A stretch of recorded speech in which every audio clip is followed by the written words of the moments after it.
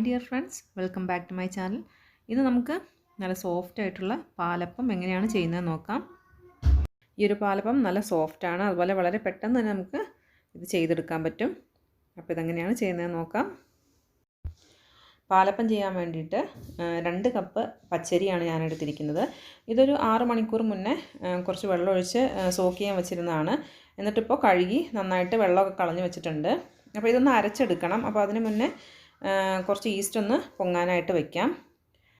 അതിന് വേണ്ടിയിട്ടൊരു 1/4 ടീസ്പൂൺ ഈസ്റ്റാണ് ഞാൻ എടുത്തിരിക്കുന്നത്. ഇതിലേക്ക് 1 ടീസ്പൂൺ പഞ്ചസാര ചേർത്ത് കൊടുക്കാം. പിന്നെ വേണ്ടത് ചെറു ചൂടുള്ള വെള്ളമാണ്. അതൊരു അരക്കപ്പിൻ്റെ അടുത്ത് മതിയാവും. അത് ഇതിലേക്ക് ചേർത്തിട്ട് നന്നായിട്ടൊന്ന് മിക്സ് ചെയ്ത് യോജിപ്പിക്കാം. അപ്പോൾ ചെറിയ ചൂടുള്ള വെള്ളം തന്നെ എടുക്കണം. ചൂട് കൂടിപ്പോയാൽ പിന്നെ ഈസ്റ്റ് പൊങ്ങാതെ വരും. ഇതൊന്ന് അടച്ചിട്ട് ഒരു 10 മിനിറ്റ് മാറ്റി വയ്ക്കാം. അപ്പോൾ ഇത് ഇൻസ്റ്റൻറ്റ് ഈസ്റ്റ് ആയതുകൊണ്ട് തന്നെ നമുക്ക് അരി അരച്ച് കഴിഞ്ഞിട്ട് വേണമെങ്കിൽ അതിലിട്ട് മിക്സ് ചെയ്ത് എടുത്താൽ മതി. പക്ഷേ ഡ്രൈ ഈസ്റ്റാണ് നിങ്ങൾ എടുക്കുന്നതെങ്കിൽ എന്തായാലും ഈ ഒരു രീതിയിൽ ചെയ്യണം. അരി ഞാൻ മിക്സിയുടെ ജാറിലേക്ക് മാറ്റിയിട്ടുണ്ട്. ഇനി ഇതിലേക്ക് നമുക്ക് 1 കപ്പ് ചോറ് ചേർത്ത് കൊടുക്കാം.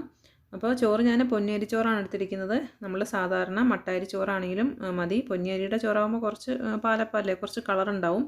അപ്പോൾ ഏത് ചോറാണെങ്കിലും കുഴപ്പമില്ല. ഇതിലേക്ക് ഞാൻ തേങ്ങാപ്പാൽ ചേർത്താണ് അരയ്ക്കുന്നത്. സാധാരണ നമ്മൾ 2 രീതിയിൽ ചെയ്യും. തേങ്ങ ചേർത്ത് അരയ്ക്കും, അല്ലെങ്കിൽ പിന്നെ തേങ്ങാപ്പാൽ ചേർത്താണെങ്കിലും അരച്ചാൽ മതി. അപ്പോൾ തേങ്ങയാണെങ്കിൽ നമ്മൾ അരി എടുക്കുന്നതിൻ്റെ നേർപകുതി എടുക്കുക. അപ്പോൾ 2 കപ്പ് അരിക്ക് 1 കപ്പ് തേങ്ങ എന്നുള്ള രീതിയിൽ എടുത്താൽ മതി. ഞാൻ തേങ്ങാപ്പാലായതുകൊണ്ട് ഞാനിവിടെ ഒരു 1.25 കപ്പ് തേങ്ങയിൽ നിന്നുള്ള പാലാണ് എടുത്തിരിക്കുന്നത്. നമുക്കിതിനെ അരച്ചെടുക്കാം. അരി ഞാനിവിടെ നന്നായിട്ട് അരച്ചെടുത്തിട്ടുണ്ട്. ഒട്ടും തന്നെ തരിയില്ലാതെ അരച്ചെടുക്കണം. ഇനി ഇതിലേക്ക് നമുക്ക് ഈസ്റ്റ് ചേർത്ത് കൊടുക്കാം. അപ്പോൾ ഞാനിവിടെ ഒരു 1.25 കപ്പ് തേങ്ങാപ്പാലാണ് ഇതിലേക്ക് ചേർത്തിരിക്കുന്നത്. അപ്പോൾ നമുക്കിനി ഈസ്റ്റിൻ്റെ വെള്ളം കൂടെ ഇതിലേക്ക് ചേർക്കാനുണ്ട്. അപ്പോൾ അതിനനുസരിച്ച് വേണം നിങ്ങൾ തേങ്ങാപ്പാൽ എടുക്കാനായിട്ട്, അല്ലെങ്കിൽ പിന്നെ വെള്ളം കൂടിപ്പോവും.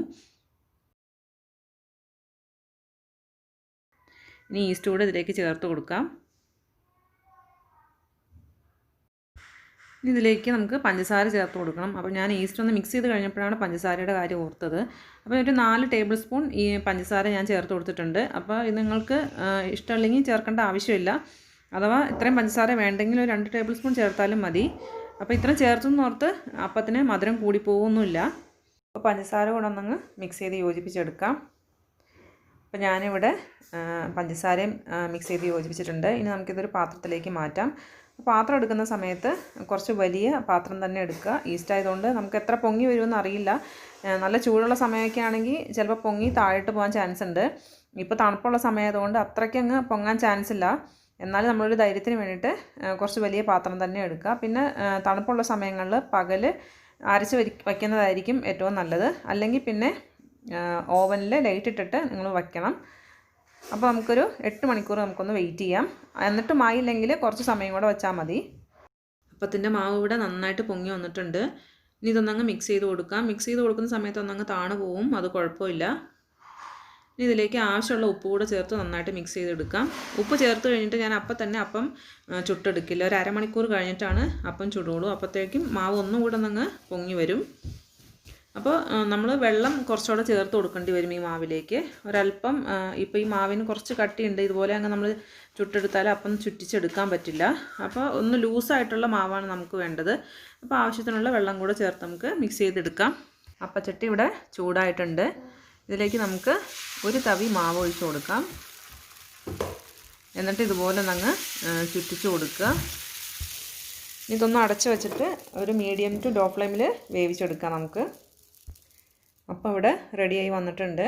അപ്പോൾ ഇതൊരു 1 മിനിറ്റിൽ നിന്ന് ഒരു 1.5 മിനിറ്റ് വരെ നമുക്ക് വേണ്ടി വരും ഇതുപോലെ ഒന്ന് ക്രിസ്പി ആയിട്ടൊക്കെ വരണമെങ്കിൽ. അപ്പം ഇതുപോലെ നന്നായിട്ട് ചുറ്റിച്ചെടുക്കാൻ പറ്റണമെങ്കിൽ ചട്ടിക്ക് ഒരുപാട് ചൂടുണ്ടായിരിക്കരുത്. അതുപോലെ തന്നെ മാവ് കുറച്ച് ലൂസാകുകയും വേണം. അപ്പോൾ നിങ്ങൾക്ക് നന്നായിട്ട് ക്രിസ്പി ആയിട്ടുള്ളൊരപ്പം നമുക്ക് ചെയ്തെടുക്കാൻ പറ്റും. അപ്പോൾ ഇവിടെ നല്ല ടേസ്റ്റി ആയിട്ടുള്ള പാലപ്പം റെഡിയാണ്. അപ്പോൾ ഇതുപോലെ ചെയ്ത് നോക്കുക. ഇഷ്ടപ്പെട്ടെങ്കിൽ ലൈക്ക് ചെയ്യാനും കമൻറ്റ് ചെയ്യാനും ഷെയർ ചെയ്യാനൊന്നും മറക്കരുത്. നല്ലൊരു വീഡിയോ ആയിട്ട് വീണ്ടും കാണാം. Thanks for watching.